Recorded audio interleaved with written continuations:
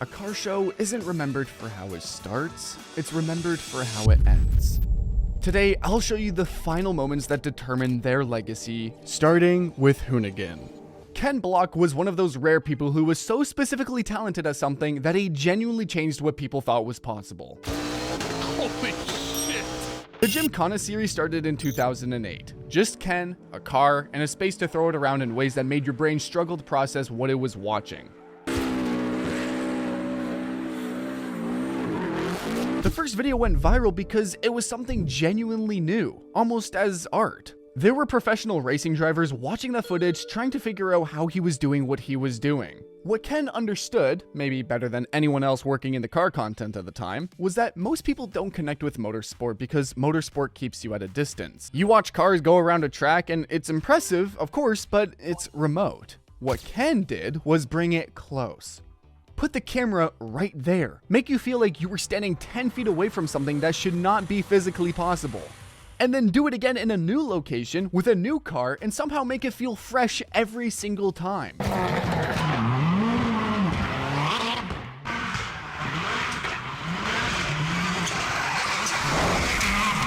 He and Brian Scotto built Hoonigan around that energy. 500 million views, a worldwide brand, and at the center of all of it, always, was Ken. His talent was the foundation that everything else was built on. The brand was essentially his personality turned into a company. But in 2021, Ken left the company. He and Scotto had a falling out, and Ken moved on, taking his name and his career in a new direction. The company kept going under the Hoonigan name, but then on January 2nd, 2023,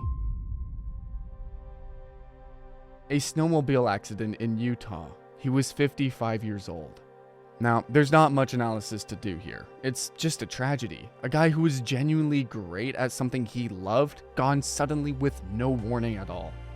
The company tried to keep going after his death, but the thing about building your entire brand around one person's irreplaceable and very specific talent is that when that person is gone, the thing that made the brand worth anything is gone too. But for the next scandal, Donut didn't get a happy ending.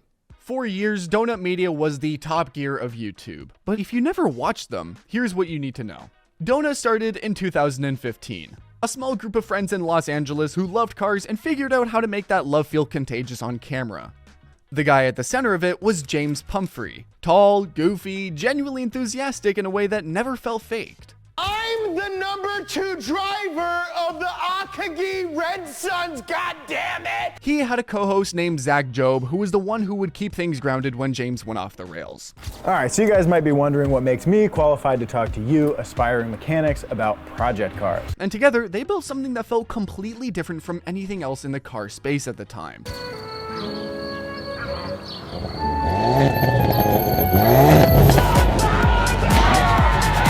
Here's the thing about car content before Donut. Most of it assumed you already knew what you were looking at. You either spoke the language or you didn't. It was enthusiasts talking to enthusiasts, and if you were new to it, yeah, good luck keeping up. Donut threw that out the window. They made shows that explained car culture from the ground up. A show called Bumper to Bumper that did deep dives on the engineering and history of iconic cars. Bumper to Bumper, it's an in-depth look at the features and tech inside of the coolest cars on the planet. Another one show called High Low that took 2 identical cars and built one with cheap parts and one with expensive parts and tested whether the money actually made a difference. Also the Nolan Builds, where one of their hosts documented actually building a car from scratch in real time, problems and all, and many more mini-series all under one name. None of it talked down to you, none of it assumed that you were already an expert, it just felt like sitting with a friend who happened to know everything and was genuinely excited to share it with you. And that opened the door to a massive audience of people who loved cars but had never really found their place in car culture before. At their peak, Donut had over 7 million subscribers and videos regularly hitting millions of views. They had merchandise that sold out. They had a community that felt genuinely airtight. Multiple shows running at the same time, different hosts, different formats, but all tied together by the same feeling. The feeling that the people making it actually cared. James Pumphrey actually loved this stuff and it came through in every single video. And that's exactly what made what happened next so painful to watch. In 2021, Donut was acquired by another company, On paper, a buyout looks like a success. You built something valuable enough that a bigger company wanted to own it. That's supposed to be the dream. But what happened after is where it got complicated. When a company buys your channel, they're not just buying the videos. They're buying the brand. And once they own the brand, they have opinions about what the brand should be. More rules, more oversight, more decisions being made by people who just care about the money. The creator of Overwatch summarizes it the best. I think there's a message to creative people out there and people who make stuff. We're so focused on the love of the craft that we get lost in it and we love doing it. And we're not cutthroat, but there's this whole world, especially as soon as you're lucky enough to have success, that are very cutthroat and very ambitious. And for whatever reason, we keep giving ourselves to them. James and his creative partner found themselves fighting for control over something they had built from scratch. And at some point, that fight stopped feeling worth it. We're leaving Donut. We're starting our own channel, our very own channel. We were and are involved in less and less decisions. There was more structure, more bosses. And honestly, at this point, we were all just really tired. His partner left first, then James left. Donut still exists. The production quality is still there. The format is still recognizable. But go back and watch the old stuff and then watch the new stuff and you can just feel the difference immediately, even if you can't put your finger on exactly what changed. However, James and his partner then started Speed. Just the two of them making what they want the way they want. I don't work at Donut Media anymore and I started a new channel, this one. It's called Speed with 3 E's. Welcome to Speed. Do me a favor and look at some of the comments on that first Speed upload and you'll just understand immediately where the Donut community went. The other hosts from Donut started their own channel called Big Time, where they build cars, race them, blow them up. The pure vision of what made Donut great in the first place. The people at the center made choices, but the final story didn't give anyone a choice at all. Now, Top Gear had been on the TV since the 1970s. For decades, it was just a regular car show. Someone talked about engines, and someone drove around a track. To be honest, it was nothing special, and not many people paid attention to it. Then, 2002 came around. BBC interviewed 3 new hosts: Jeremy Clarkson, a loud curly bloke, Richard Hammond, a short enthusiastic kid, and James May, who demanded to be called Captain Slow in the interview.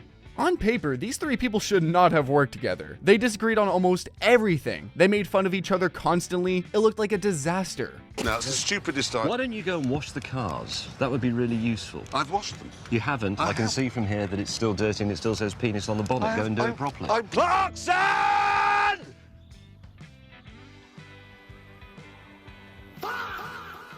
But that was exactly why it worked. Because Top Gear wasn't really a car show. It was a show about 3 friends who happened to be talking about cars. No, that car was built long before indicators were invented, so he's just there to do some hand signals. What signals are you doing there, then, James? He's saying, take the Third Reich. Hammond would hear a plan and immediately want to do it. Hammond, you blithering idiot! May was the careful one who would spend 10 minutes explaining exactly why everything was about to go wrong. A pair of tin snips looks like a pair of robust scissors, and their function is obvious. This could go on. Obviously, not a screwdriver. They are obviously not a spanner. They are obviously designed. There we go, let's got rid of him. And Clarkson was the one who ignored May, convinced Hammond to help him anyway, and then blamed them both when it fell apart. He's not going to do it.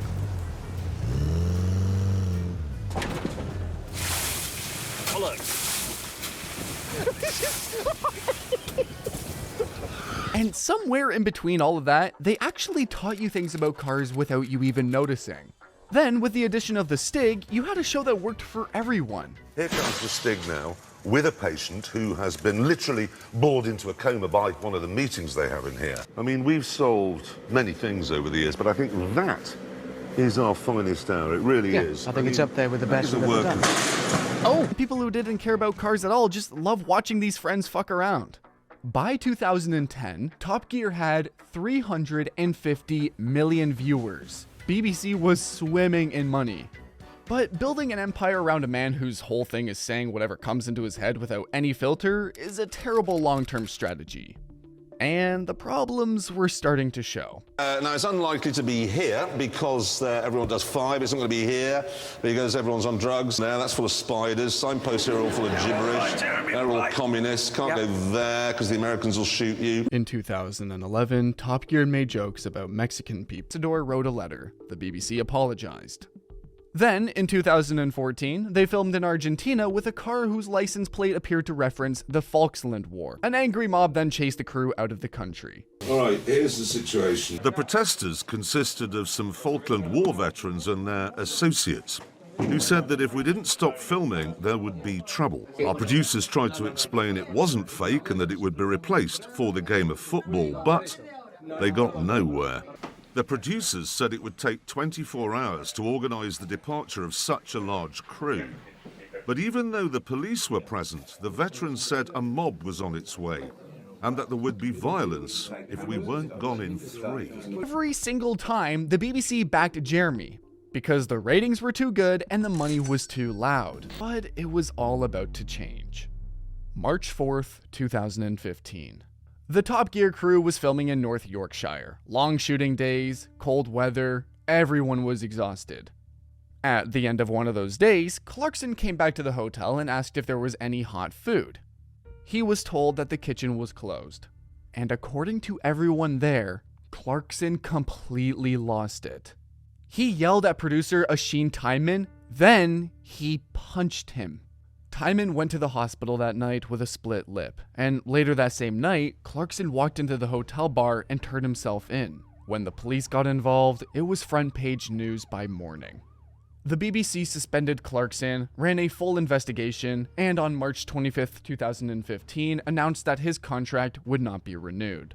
In their mind, the show was bigger than one person. The day after the announcement, Hammond posted this on Twitter. A few hours later, he said he wasn't coming back without Clarkson. Many said the same thing immediately. It was all 3 or nothing. The BBC stuck to their word anyway. When the new season launched in 2016, I just tuned in out of curiosity. But honestly, it just didn't work. The chemistry wasn't there. The show kept cycling through lineups for years and never found what it lost. It still exists till this day, but it's not Top Gear.